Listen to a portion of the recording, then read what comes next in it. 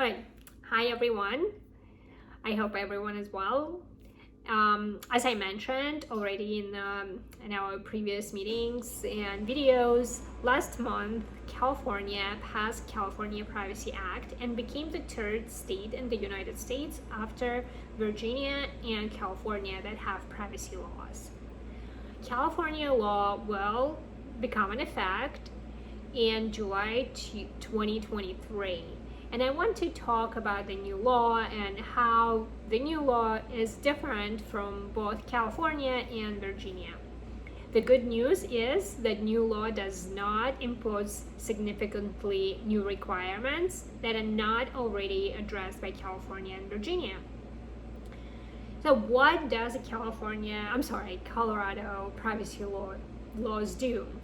So the act provides access, deletion, correction, and opportunity to opt out or opt out option from both sale and collection of personal information. Sale is defined as exchange of data for any consideration. And like in Virginia, consumers also can appeal the decision made by companies declining the either deletion or correction or the opt-out option. So what does it mean? Let's say if company says, okay, we cannot delete your data, so you have an appeal process. So why this data cannot be deleted? Maybe they have a new system, maybe they already deleted all data, so who knows? So anyway, to continue, the second thing, just like in Virginia, Colorado requires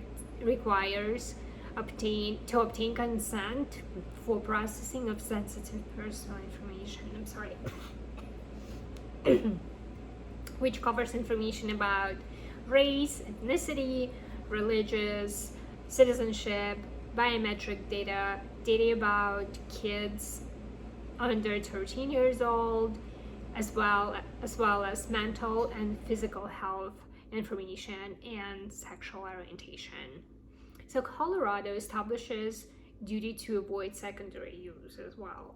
So who needs to comply with Colorado law? First of all, obviously companies that conduct business in Colorado and the companies that target services to Colorado and process 100,000 consumers or have revenue from selling personal information of at least 25,000 consumers. Virginia law has very similar requirements, but in Virginia, the law also covers company that has 50% of gross income from selling personally identifiable information. California law, just to kind of like compare them, has similar requirements and sorry, I don't know. I apologize.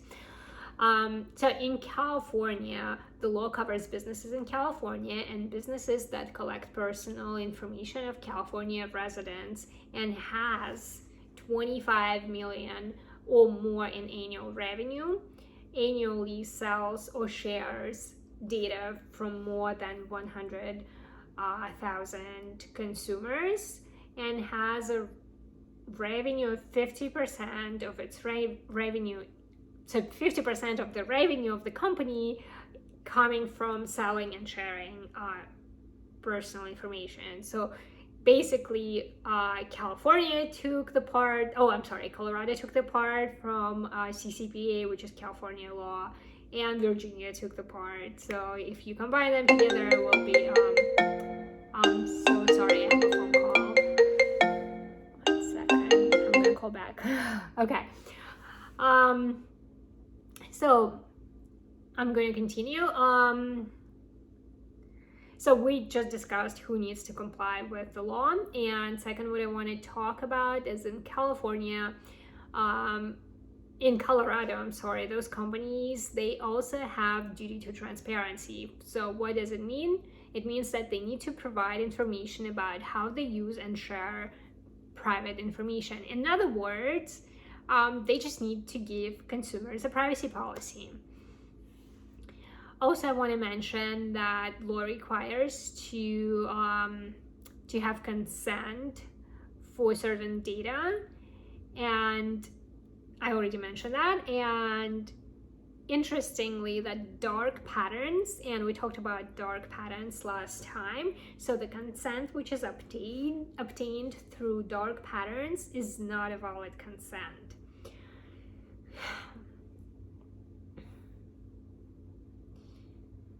So what else is interesting about the new law is, unlike the CCPA, which is California law, Colorado does not provide right of action, and actually Virginia law does not provide right of action.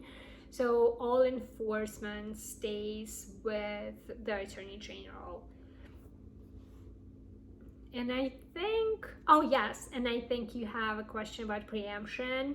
So Colorado preempts any law from municipalities. So that means if any municipality in Colorado had a privacy law, the governing law will be the state law.